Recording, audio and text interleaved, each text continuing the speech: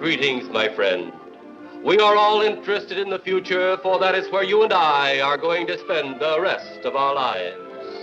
And remember, my friend, future events such as these will affect you in the future.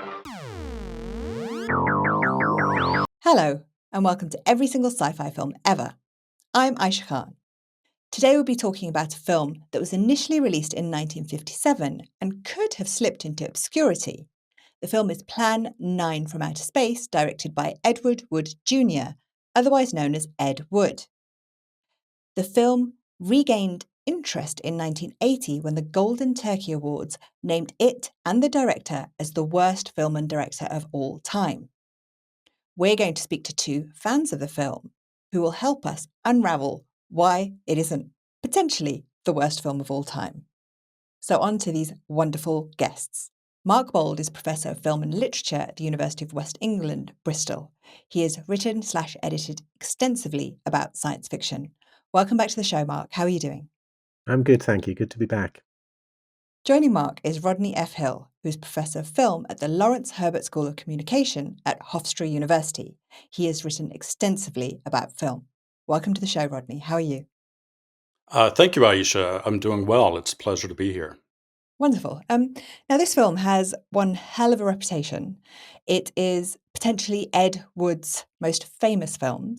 Can we start to talk a little bit about Ed Wood as an outsider of Hollywood? So, Rodney, let's go with you first.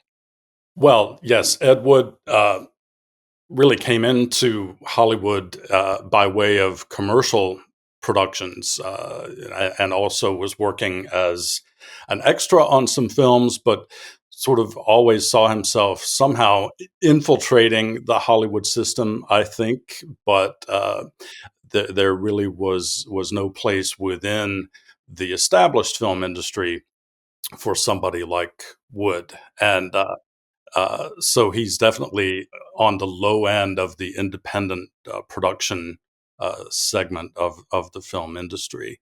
And yet, I think he had an admiration for old Hollywood and maybe fancied himself as somehow making that kind of film in some ways, although he ends up doing something very different. Now, would there be other people who kind of start out like Ed Wood did in the kind of low end budget films of that era and then kind of climb their way up to kind of fame and fortune? Sure, there are examples in the 1950s, and this is really the first time that it's possible for somebody as an independent producer to get a foothold in the film industry, because things have started to loosen up in the 1950s in terms of the structures of the film industry, and it becomes at least possible for people like, say, Stanley Kubrick to produce their first very low budget features and then establish themselves. And Kubrick, within just a very few years, was making major films like Paths of Glory within just about 4 or 5 years of his first very, very low budget film. So it was possible, but it was not really very well supported by the industry. It was certainly a struggle for somebody like Kubrick, even with his ultimately his immense talent. And so it would have been very difficult for somebody like Ed Wood to try to carve out a space for himself in the 1950s. And can I maybe compare him to someone like Roger Corman, who obviously went on to make quite a name for himself? Like, how would they sit together? Because Corman was one of those people in the 1950s who was making, a lot of B movies, which were quite schlocky. That's a great comparison, actually. Corman, I think, maybe just had a better business sense than Ed Wood and maybe was a more efficient filmmaker. Corman could take the barest of resources and just a very short shooting schedule and turn out something. Maybe not a masterpiece, but something that would fulfill a programming slot at drive-ins and things like that. And so, yeah, Corman is a great example of somebody who did succeed in that very low budget realm. And so, there are alternative spaces for that kind of film, and I think that is where Ed Wood's movies finally did find an audience in that same kind of exploitation vein of the industry. Thank you. Mark, I just wanted to go to you to talk briefly about Ed Wood's first feature film, which is Glen or Glenda, which actually blew my little mind when I watched it. I didn't expect something that was made in 1953 to talk about, what they called, transvestites, which we probably understand better as transgenderism now. But can you talk a little bit about that? And also, how was it made in 1953? It's a genuinely remarkable film. Fond as I am of Plan 9, which I do absolutely adore. I think Glen or Glenda is probably his best film, in that it's the one where you can see he has the basic competencies of classical filmmaking, albeit not applied with consistent rigor. Where he's also has much more free reign to do things differently. So clearly, there's a demand at some point with Glen or Glen that the film has a specific runtime. So he pads out a dream sequence in the middle with some kind of burlesque sex show, which people still aren't certain whether he shot that or whether it's footage he found. But he embeds it in this kind of bizarre dream sequence, which almost makes sense. It almost looks like the kind of thing Maya Deren was doing as an American art film avant-garde filmmaker. So yeah, the story is the film is prompted by the Christine Jorgensen stories, the first reported story of an American having sex change operation. There's a huge publicity around this story, but the producer is interested in making a version of that story, didn't secure the rights to the story. So the film that got made couldn't be directly a biopic of that case. Ed Wood, it seems, basically blagged his way into the gig, amongst other things, being able to bring Bela Lugosi along with him. So although Bela Lugosi's career is effectively over by this point, for all kinds of really sad and tragic reasons, he has that marquee name that people will still recognize.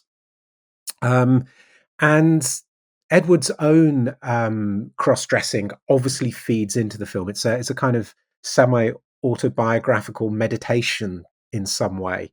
Edward famously, or at least the stories go that when he was fighting in World War II, he would be wearing women's underwear under his uniform. And there's this often told story of his real fear wasn't of being killed, but of being injured and having to explain to medics why he was wearing a bra and panties under his uniform. And Edward's own fascination with Angora also is very prominent in the film. So we have some sense of a profoundly personal film in semi-imitation of studio pictures, which really don't do personal films, which don't do autobiographical films and things like that.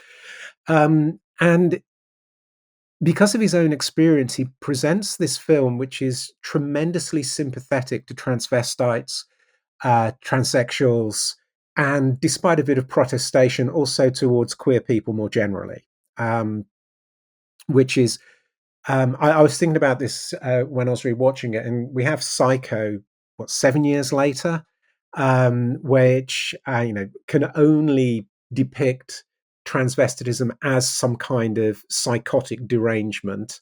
And like Glen or Glenda, has a scientist popping up explaining it all, but it's Simon Oakland who's very authoritative, and he's left to the end of the film rather than being threaded through.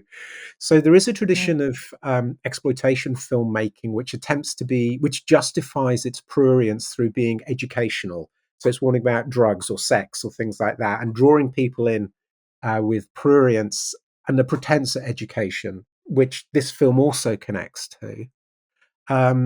I assume, I've not been able to confirm, but I assume it was released without a production code seal of approval on a states' right basis. So Yeah, that's what I was wondering about, because it's 1953, and yeah. so how did it get passed? Was it just an assumption that it slid past into theatres and didn't get a stamp of approval? Well, there were ways of showing films in the US without going via the production code, but it meant you were excluded from main cinemas. They wouldn't show films without the seal of approval until Otto Mm. Preminger's The Moon is Blue, which didn't get the seal of approval. The studio decided to release the film without the seal.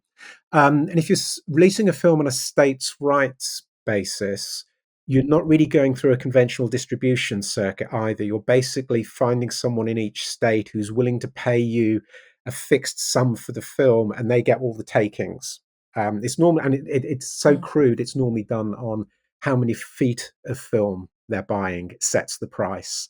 So there were ways of getting the film out there on a very limited release platform without the seal of approval.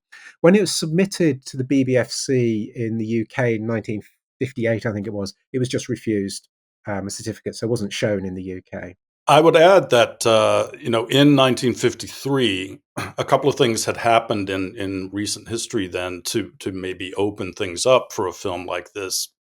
Even though, as Mark said, it did have, I think, very limited distribution. But first of all, there was the 1948 Supreme Court case, which essentially tried to break up the oligopolies of the major studios, which had colluded and were engaged in all sorts of sort of monopolistic type practices and really kept a stranglehold on the industry. And So is that the as Paramount decision? that's the Paramount decision. And so as a result, the major studios had to divest themselves of their theater ownings, of their theater holdings.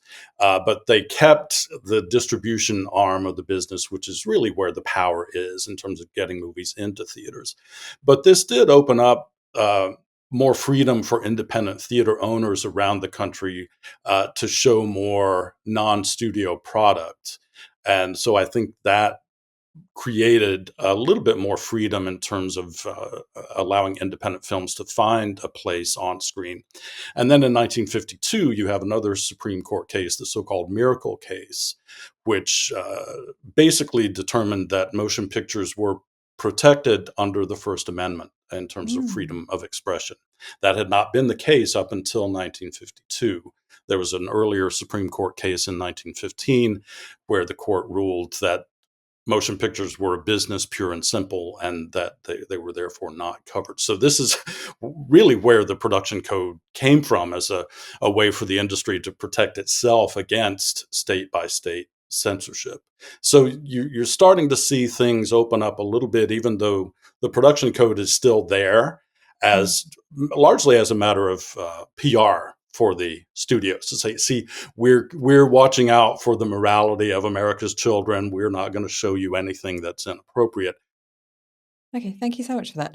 So now on to the film at hand, Plan 9 from Outer Space, so Edwards made a couple of films before, and he doesn't get funding very easily. And apparently this film was funded by the Baptist Church. Rodney, do you have any more information about that? Well, it seems that I think one of the members of this particular church, it was the First Baptist Church of Beverly Hills, I believe. One of the church members was Ed Wood's landlord, apparently, and I think he was the main money guy. And so it wasn't really officially funded by the Baptist Church itself, but Ed Reynolds was Ed Wood's landlord, and he attended this church, and so did Gregory Walcott, who's who ended up being one of the cast members in the film. And apparently, Ed Reynolds convinced other church members to invest in this project. And so it wasn't the church itself, but several members of this church ended up investing in the film. And as a group, they imposed the title change from Grave Robbers from Outer Space to Plan 9 from Outer Space. They felt the reference to grave robbers was sacrilegious. Although in the plot, that doesn't actually change very much. It's true. The plot is all, yes. And I think Criswell even says he says that title, Grave Robbers from Outer Space. But they didn't want that title on the posters, I guess. And then they also requested that Ed Wood and some of the cast members actually be baptized. And, they went along with that, apparently, including Tor Johnson. Thank you for that, Rodney. Before we go on to Plan 9, I just wanted to talk about the kind of gang that Ed Wood had around them. Mark, just so we don't confuse anyone who's watching, you have switched places to somewhere with better Wi-Fi, so thank you for that. But can you talk a little bit about, I mean, Bela Lugosi is hugely famous in the 1930s. He was Dracula. Can you talk a bit about his merry band of men and women? So for the three key films, Bela Lugosi is absolutely central. He has this remarkable background before Hollywood, even where he's in Hungary. He's part of the Hungarian National Theatre. He's a union organizer. He's part of the attempted Hungarian revolutionary regime. Has to flee Hungary when that collapses. Has already been in films in Hungary. He's in some films in Weimar, Germany. He eventually makes his way to the US, and then eventually, after a brief period in an Hungarian emigre stage production company, makes it onto Broadway in the early 20s, starts appearing in films being made in New York in the early 20s as well. And then, of course, is eventually cast as Dracula in a stage version, the John Balderston, Hamilton Dean stage version, which kind of makes him a star. He becomes associated with this role. He has to fight to get the role when Universal are making the movie. They considered all kinds of strange alternatives to him. Paul Mooney seems like, what were you thinking? But then from the moment he's played Dracula, he's so keen to play the role, he only gets $3,500 for it, but it overshadows the rest of his career. So, he's in this sort of competition with Karloff as to who is the bigger star, horror star, and Karloff always got top billing against him. He tries to break out into other kinds of movies, but fails to get roles, apart from in Ninochka in 1939, where he plays a Soviet official. And then in the late 30s as well, because he has chronic sciatica, because of medication, prescription medication, he does become addicted to methadone and morphine. So the roles are drying up. He's an addict and struggling. He's making a career basically out of summer stock performances in Dracula and stage versions of Arsenic and Old Lace, doing occasional advertising, public appearances. So his career is effectively over, particularly after his Abbott and Costello film in 1948. He gets very little work after that. Then Edward sort of finds him and saves him, or exploits him horrendously. It's really impossible quite to tell, but they do become friends. Edward does seem genuinely to care for him. And of course, Plan 9 is sort of Bela Lugosi's last film, though the footage of Bela Lugosi in it seems to have been shot for two projects that didn't get off the ground. He was trying to make Lugosi after Lugosi had come out of the treatment he'd gone into to treat his addiction. He was like the first star to publicly have news coverage of seeking that kind of recovery. And Lugosi dies before Plan 9 is shot. So Edward has this little bit of footage and tries to construct a film around that, but there's too little footage. So Edward's wife's chiropractor gets cast as Lugosi's character with a cape in front of his face for most of the film. And I think it's one of the things that really helps lead to Plan 9's cult following. It's Lugosi's last film. Technically, his last film is The Black Sheep. That was the last film he actually had a role written for him and performed in and was filmed, though he was mute in it.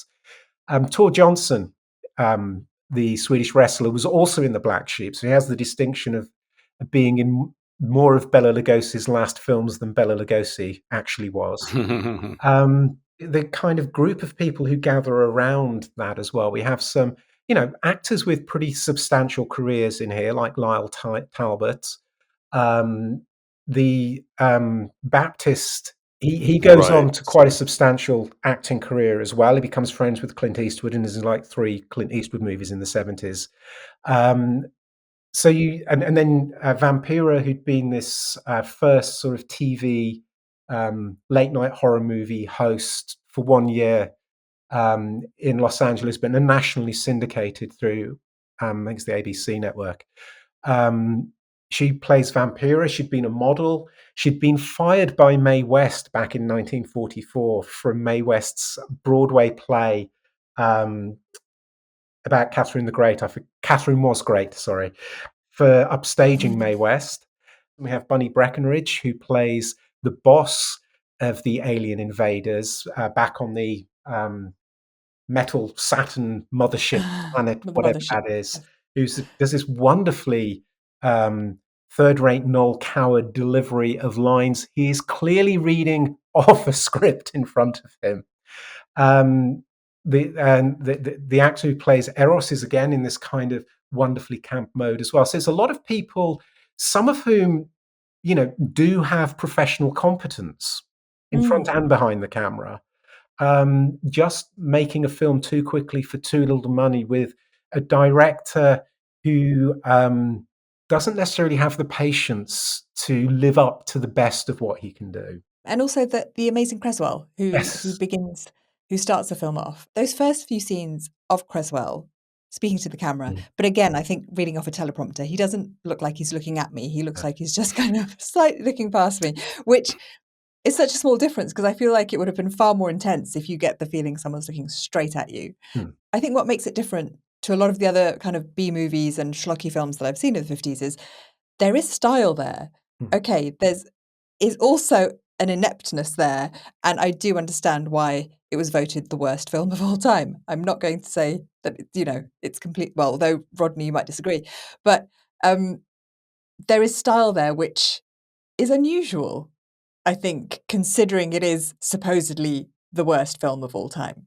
Should just point out as well, Criswell was a friend of Mae West's by this point as well. So she wrote a song about him. He was her personal psychic or something like that, despite, or perhaps because of his utterly bizarre predictions, which again were nationally syndicated. And he released an album of his predictions, and the ones about America being outbreaks of cannibalism coming, and an all-female Supreme Court, and Mae West becoming president, with Liberace's brother and Criswell serving in the cabinet and then going off to the moon. There's a kind of brilliant over-the-top performativity going on there that clearly, quite appropriately, he isn't a psychic. He's playing a psychic really badly. And this is a role that, as you pointed out, Mark, he played on television in Los Angeles and in syndication. So it's definitely a role.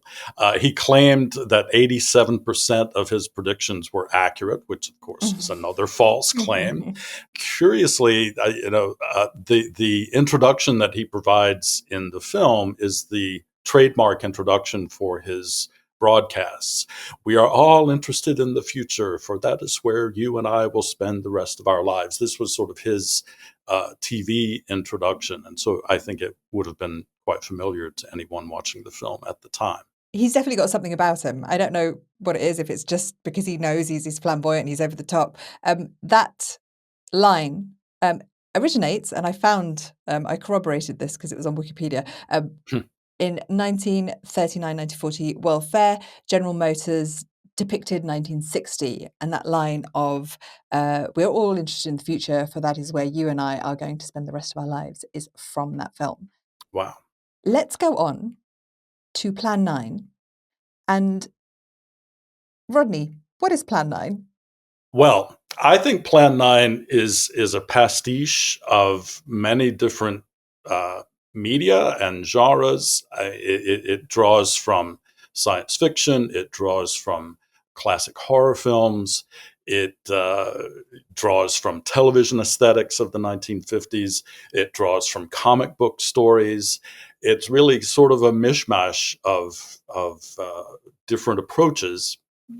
And this is not what we expect. And so often we don't really know how to deal with the unexpected or the unconventional.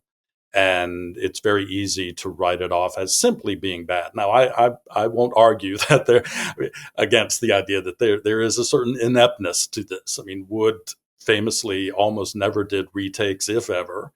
He just needed to get it on film because he's pressed for time. He's got no budget, no resources. Let's get it on film and move on. And so there is a certain badness to production values and so forth. And Vampira, in a later interview, referred to it as a kind of decoupage, where Wood is drawing, he's got this piece here and this piece there, and these are the things available to him. Let's just stitch this all together and see what comes out. And I kind of admire that, the resourcefulness and the determination, and this idea that it is so unconventional. And this is what a lot of Wood's best work tends to be about, is these unconventional characters who are outsiders and misunderstood. So it's very easy to see this film itself as being highly misunderstood, although I'm certainly glad that it continues to be appreciated by people and talked about decades later. So it's difficult to explain. I don't think we could even approach the plot. The plot is so confusing that I'm not really quite sure what the film is about. Really, we could attempt it, but it wouldn't make any more sense even if we went through the entire plot. Like there is a Plan 9, but we're not ever sure what this Plan 9 is actually going to be. It is really interesting. I just wanted I'll touch upon this now, actually. I think both of you are very fond of this film. Can I just hear from you personally why? Rodney, you're talking about it. So yeah, what draws you to it? Well, I really came to appreciate the film fully after I had seen Glen or Glenda, which I agree with Mark is probably Wood's best film. And I think quite a revelation. I just, it's unbelievable. And I think that Glen or Glenda has more clearly experimental qualities to it. And so after processing that film, I was able to revisit Plan 9 and think about the more experimental qualities of the film. Are they intentional? I don't know. And it does achieve a certain mood that's appropriate to horror. Some of those graveyard scenes, like Tor Johnson emerging from his grave, that's a very effective shot. Vampira sort of stalking around in the graveyard, surrounded by all the fake fog and everything. So the film is able to achieve these moments of real effectiveness and moodiness, and at the same time seems completely unconcerned with the rules of filmmaking. There's no way. I mean, Ed Wood could see as well as we can see that those daylight shots of the stock footage don't match the nighttime shots of the sky. And it doesn't seem to matter. It's a very freewheeling kind of approach to filmmaking, I think. Again, Mark, like some people say it's so bad that it's good, but do you think it's beyond that?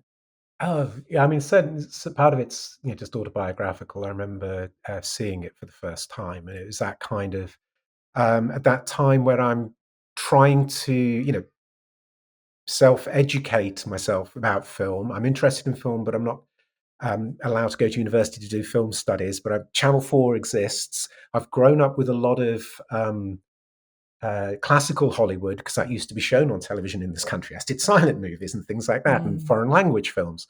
And having this presented as worthy of consideration, albeit not in the usual terms, there's something very appealing about that to it. And I was a huge fan of 30s Universal horror anyway, so seeing Bela Lugosi in that last footage of Bela Lugosi, I always find it really moving, which isn't a normal response to Plan 9, I don't think. I find something fascinating in it where Edward does understand how continuity editing works. So you look at that opening sequence of the gravediggers, who are two of the Baptist church people playing the gravediggers, watching a funeral which is clearly not being performed anywhere near them, but the construction of space suggests it's just over there. Then cutting to the flight deck of the aeroplane, which is done with a shower curtain and a dial on the wall that later appears in the spaceship, and possibly the same doorway is used for the spaceship's doorway as well. And these little wooden semicircles being the controls, and a flying saucer buzzing them, and everyone knows they have to do eyeline matches against the special effects, but no one looks in quite the right direction.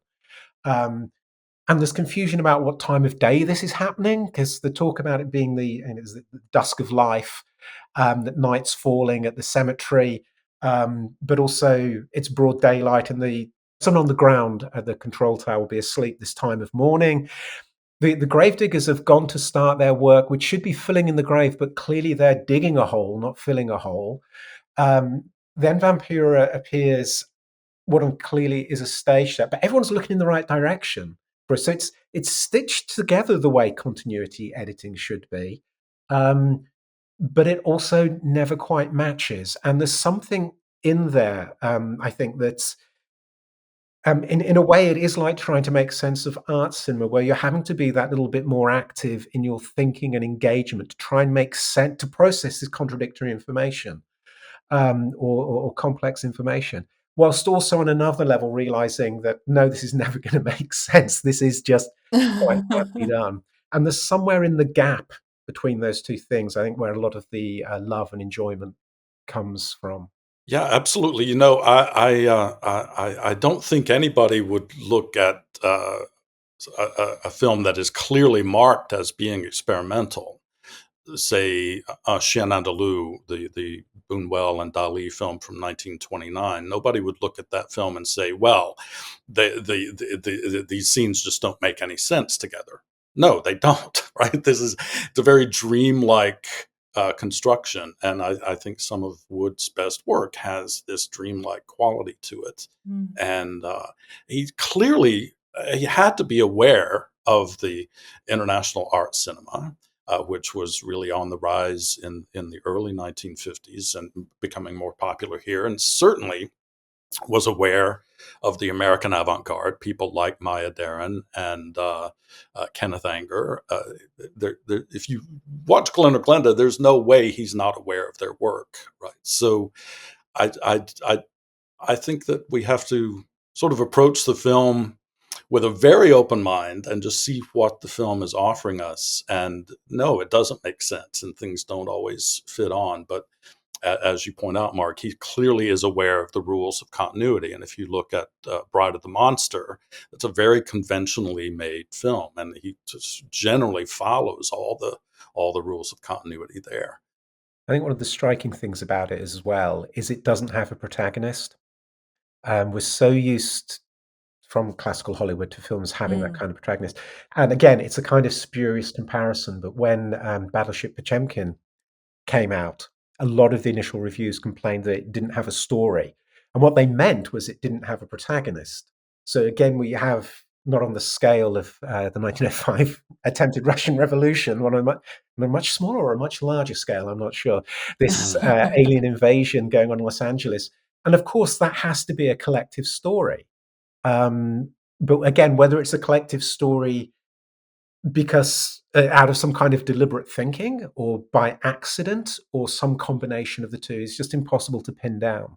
So yeah, your mention of the Eisenstein film and the whole Russian Soviet montage movement of filmmaking is entirely apt, of course, and Ed Wood always makes me think of Kuleshov and his experiments and theories on editing. And basically, Kuleshov suggested that he could take two completely unrelated shots and put them together, and the audience would create a meaning out of that juxtaposition of shots. If it is avant-garde, it's kind of almost got too much narrative structure and cardboard cutout kind of like, qualities. And if it is narrative, then there's just too many kind of small instances of things that are quite clever and stylish. So it does kind of sit between both. And as you said, I don't think he was meaning to be avant-garde, but at the same time, I wonder if there was something in him that was like, I want to express something that's innate in me that is different from the typical narrative structure of Hollywood. Right. Finding no room in Hollywood for the kinds of stories that he wanted to tell. Can we talk a bit about the bad science in this, Mark? Because I know that you've mentioned that before. Take a can of your gasoline.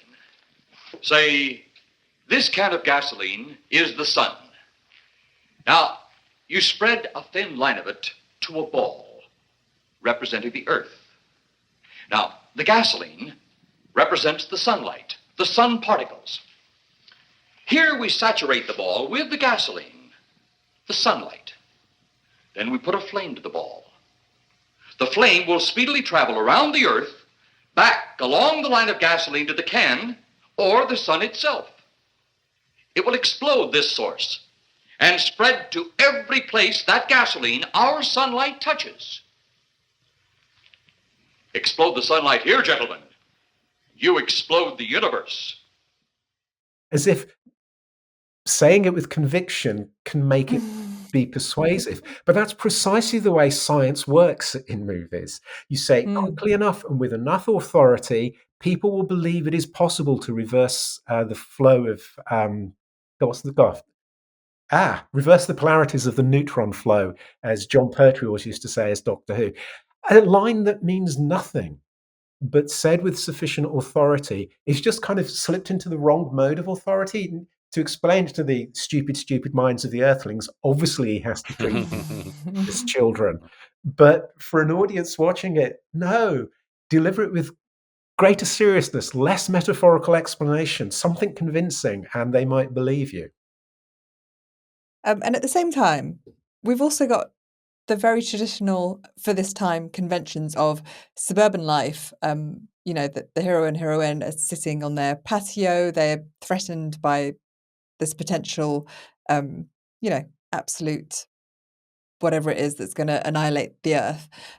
And it's an interesting thing because it does fit into that mold, whilst also terribly not fitting into that mold. It's got conspiracy theory, it's got nuclear fears, it's got suburban living. Yeah, I would say as well that the patio scenes are some of the most technically competent in the film as well, particularly the first one until the flying saucer comes over and everyone falls to the ground. It's one of the only scenes, possibly the only scene in the film where Edward dollies the camera and he moves it in on their conversation. It looks a lot like contemporary TV.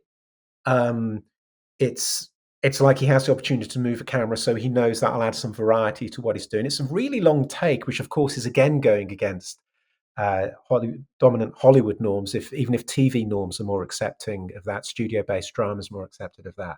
So it works quite well until you notice how rickety that fence behind them is, or you listen to the dialogue. And Vampira, in an interview, sort of called out the cinematographer Bill Thompson for lighting her very effectively and making her look good. So yes, there is a level of technical competency.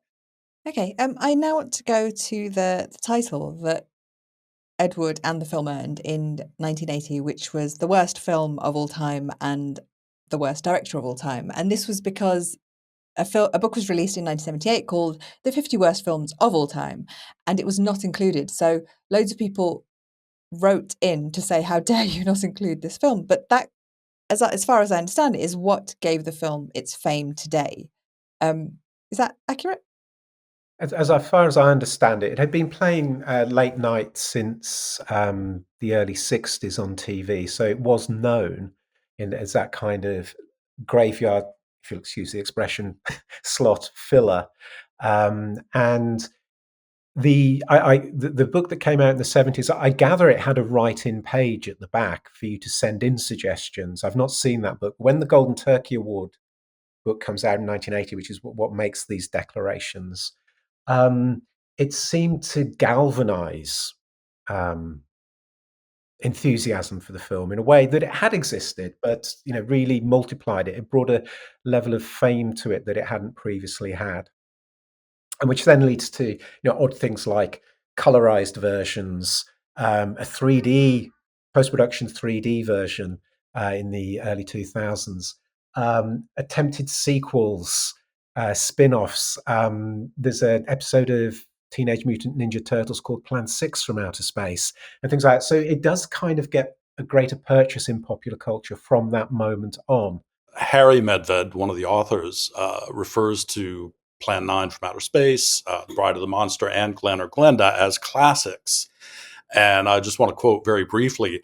He says, they try so hard to make some kind of statement that's going to move you. And then he also refers to Ed Wood as an artist and sees Glen or Glenda as a kind of plea for the world to understand. So I do think it's important to note that the Medveds themselves may not even buy the notion that this is one of the worst films ever made, but it is their readers. And maybe it is this tendency of audiences to embrace the bad, right? It's so bad, it's good. So clearly there is an affection for the film coming from these readers who are writing in to say, how dare you leave this movie off the list? Right? So bad, yeah, bad, but beloved. And Rodney, I think you're also saying that there is an element of, as we've mentioned, Ed Wood is an outsider. He is making those appeals of understanding or tolerance. Can you talk a bit about that?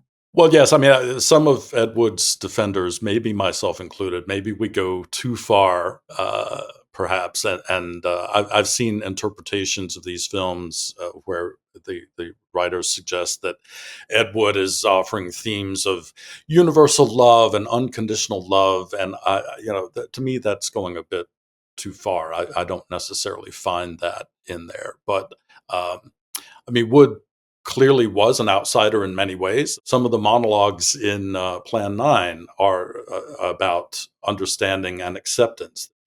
But your governments of Earth refused even to accept our existence. Even though you've seen us, heard our messages, you still refuse to accept us. It's very tempting to read that as symbolic somehow or allegorical for various outsider segments of the population who were living in the 1950s outside the mainstream, but you have this very restrictive accepted view of American life, which of course is oversimplistic. And so it is very tempting to see that kind of argument being made in this film. And I think alongside that, how important queer and trans audiences have been to the creation of the cult movie phenomena as well. How central Rocky Horror was in the mid-70s as a midnight movie. The redemption of Showgirls, of all things, owes itself to drag culture. And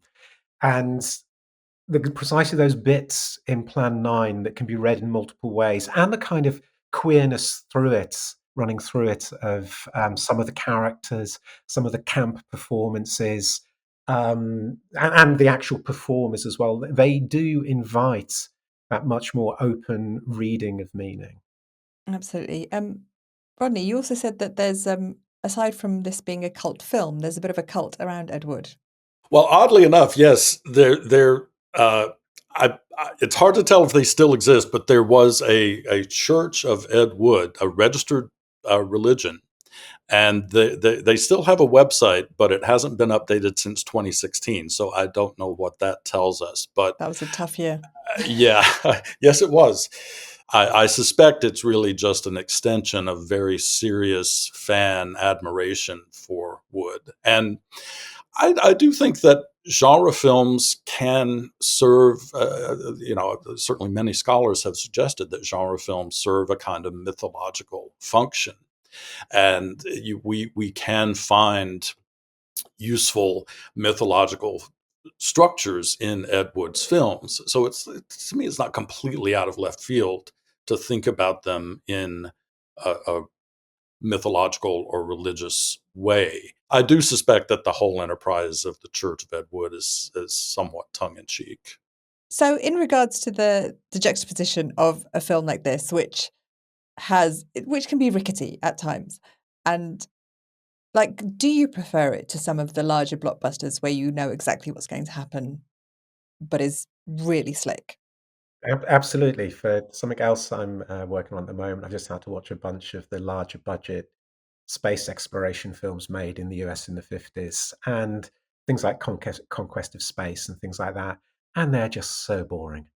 They're competent on every level, but utterly uninspiring. So the idea that this is the worst film ever made is ridiculous. I mean, obviously, the whole category is ridiculous, but this has so much charm and energy. It doesn't outstay its welcome.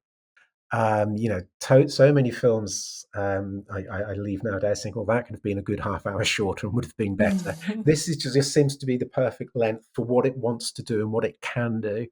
And it gives you so many varied entry points and pleasures on the way and things you're not expecting and opportunities to suddenly notice something you've not noticed before, that, the more slick tool proficient Hollywood product then or now doesn't prompt very often the same kind of response in me. Yeah, I hesitate to criticize any film because what have I done? I haven't made a feature film, but uh, something like Stargate, the film, the theatrical film Stargate, to me is absolutely ludicrous and has some ridiculous dialogue. And I mean, I think at one point a character literally says, "We got to get out of here," right? It's like the cliche of the worst line of dialogue. And you have Kurt Russell versus Ra, the sun god. And Kurt Russell wins? What? Wait. I mean, to me, a movie like that is just so preposterous and boring in many ways. And as Mark said, Plan 9 is never boring. What can you say the legacy of this film is? Wow. Well, I think it has extended maybe the notion that we can celebrate the so-called bad films. I'll admit I've never actually seen the film The Room by Tommy Wiseau, but whenever I'm talking with friends about Ed Wood, sometimes they'll suggest that I should see The Room. So the legitimacy of bad films. And then I want to mention a film that got almost no attention. That came out about 25 years ago, based on an unproduced Ed Wood script called I Woke Up Early the Day I Died.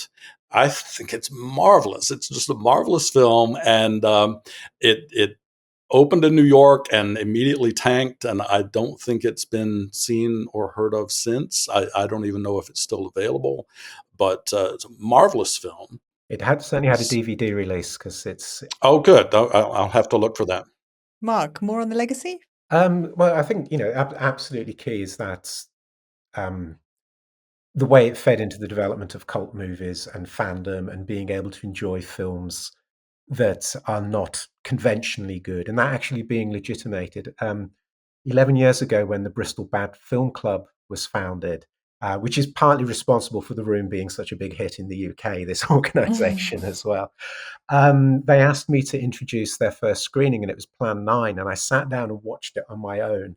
I thought, oh my God, this is going to be a complete failure. I'll do, professional, I'll turn up and give an enthusiastic introduction. And it was a massive, massive hit that night. And the Bad Film Club is currently on hiatus, but ran for a decade and raised tens of thousands of money for charity, just screening and legitimating enjoyment of bad films, and as a communal and as a shared activity as well. And I think that's a kind of really, really valuable thing. Also, shifting the ways in which films get canonized, I think, has been really important. It no longer being just middle class, middle brow taste that determines what is good and what is popular, what is not necessarily popular, what is good and what is acceptable to talk about. I think we do need to talk about the breadth of production, and that can show us all kinds of remarkable and unusual things. So, if it wasn't for Plan 9's cult following, would Glen or Glenda have been remembered at all? And I think to lose Glen or Glenda as well would have been an absolute tragedy. And recommendations from both of you for what listeners can pair with this film? Aside from the films we've mentioned already, we haven't really discussed the marvelous Tim Burton film, Ed Wood, starring Johnny Depp. I would say that is a film worth watching. It's I think it may play a little fast and loose with some of the details of Wood's biography, but still, I think it's a very nice introduction to Wood as a personality, and maybe exaggerating his enthusiasm for his art, but it's still a wonderful film. And Martin Landau's Oscar-winning performance as Bela Lugosi in that is just breathtaking. I don't very often agree with the Oscars about anything, but that absolutely is an astonishing performance. In terms of stuff to read, I'd recommend Becky Bartlett's recent book, Bad Film. It's an academic book. I think it's based on a PhD, but it's about trying to understand what makes bad film, and what the actual value of bad film is. And she talks quite a bit about Plan 9 in there, as well as Glen or Glenda. And I think she also talks about Bride of the Monster in there as well, along with Manos, Hand of Fate, and other really, really atrocious films, which are just not in the same league as Ed Wood's. Along those lines, our friend Jay Talat edited a collection, or maybe he's the sole author of this. It's a book called The Cult Film Experience. I think that's an edited collection by Jay. That's also, it's a very good overview of what cult films are and the different ways that cult sort of manifests itself in different audiences for different films. And also Jay's collection, Science Fiction Double Feature, I think it's called, the science fiction cult movie book, which Rodney's piece on Ed Wood is in. And Jay forced me to write on how the Coen brothers noir movie, The Man Who Wasn't There, was a science fiction movie for that one. So he likes to set me a challenge occasionally. Did you convince yourself I and convinced others? myself. Okay, great. I should check that Well, out. there are flying saucers in that movie. Yeah, exactly. We might forget, yes. Thank you so much for your time, both of you. Pleasure. Thank you. Great. That's it for this episode. Just wanted to mention a couple of things before leaving. First of all, the Prince Charles Cinema in London is potentially facing closure. Now, this is an independent cinema that offers a wide array of old films, classical films, cult films, newish films at a reasonable price right in the middle of London. They do sing-alongs, various musicals, Sound of Music, Rocky Horror Picture Show. It is an amazing venue. If you want to help, just check the show notes, click through and see what you can do to help the cinema stay open. Secondly, next week I'll be releasing a short episode about McCarthyism from the History Daily podcast. It's not a full episode, it's not the usual thing, but keep an eye out on your podcasting app if you want to learn more about that. Lastly, any reviews and ratings are always appreciated, and as usual, check the show notes to find out which film I'll be covering next. Thank you so much. Bye-bye.